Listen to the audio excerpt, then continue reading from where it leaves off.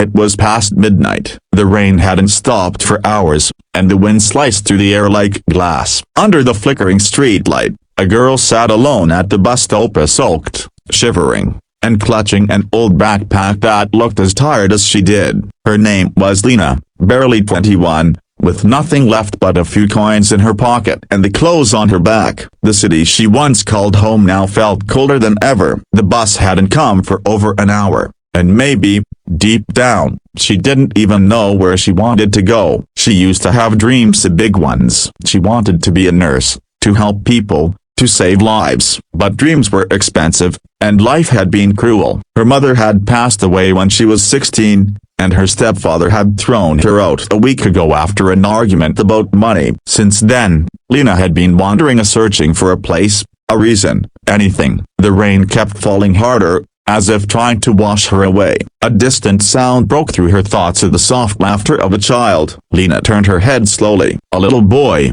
no more than 5, was sitting at the other end of the bench, wrapped in a thin blanket. His small legs dangled above the ground, swinging lightly. He had no umbrella, no adult nearby, just a tiny backpack at his feet and wide, searching eyes that seemed far too old for his age. "Hey, broken bar, where is your mom or dad?" Lena asked gently, moving a bit closer. The boy didn't answer at first. He just looked at her with an innocent gaze that pierced straight through her exhaustion. After a long pause, he whispered, almost too softly to hear, "Can you, a broken bar, be my mommy?" The world stopped. Lena's breath caught in her throat. For a moment, she thought she'd misheard him. But the boy looked up again, his lips trembling, eyes filling with tears. "Mommy said she'd be back soon," he said, voice cracking. "But it's been so long, a broken bar, and it's so cold." Lena felt her heart twist. She moved closer, instinctively wrapping her arms around him. He was freezing,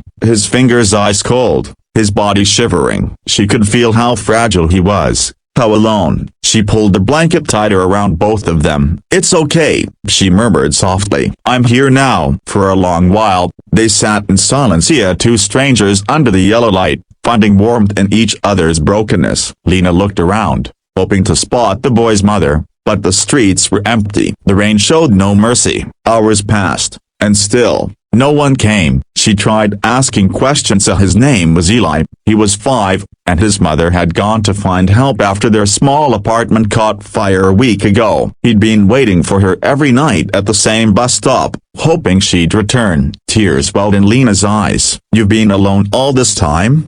she asked softly. He nodded, trying to be brave. Something inside her cracked open, an ache that was both painful and beautiful. She saw herself in him, abandoned, scared, waiting for someone who never came. When morning broke, Lena made a decision. She couldn't leave him there. She took Eli's tiny hand and walked toward the nearest shelter. They were both drenched, exhausted, and hungry, but together they felt less alone. The shelter volunteers gave them food, dry clothes, and a place to rest. For the first time in days, Lena smiled, a small, genuine smile that reached her eyes. Over the next few days, something changed. Lena found herself taking care of Eli, feeding him, reading to him, holding his hand when he had nightmares. He started calling her mommy without hesitation, and though at first she corrected him, eventually she stopped, because deep down, it felt right. One afternoon, a social worker visited the shelter and asked Lena about her plans. She had none. No home, no job, no direction. The social worker suggested a program that helped young women train as caregivers, offering shelter and stipends. Lena hesitated, then nodded. She had promised herself to protect Alea, and maybe this was her second chance at life. Months passed. Lena worked tirelessly, studying, saving every bit she earned. Eli started school nearby, always running to her after class, shouting, "Mommy," loud enough for the whole street to hear. She laughed every time, feeling that word fill the empty spaces in her soul. Then, one day, the social worker came with unexpected news. They had found Eli's biological mother. She had survived the fire but had been in the hospital for months, searching desperately for her lost child. Lena's heart froze. That night, she watched Eli sleep, his small hand clutching hers, his face peaceful. She knew what she had to do, but it broke her heart to think of losing him. The next morning, Lena met the woman.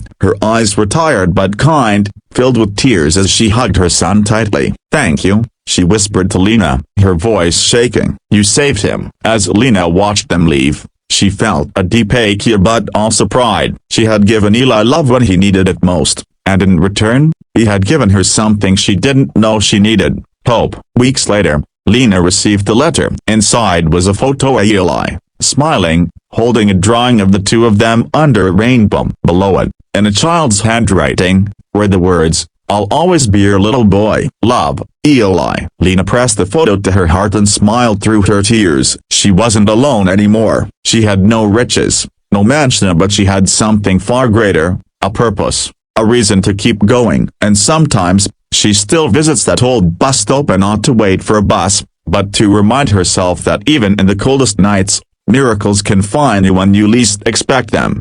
Because sometimes, all it takes as a broken bar is one small voice whispering, "Can you be my mommy?"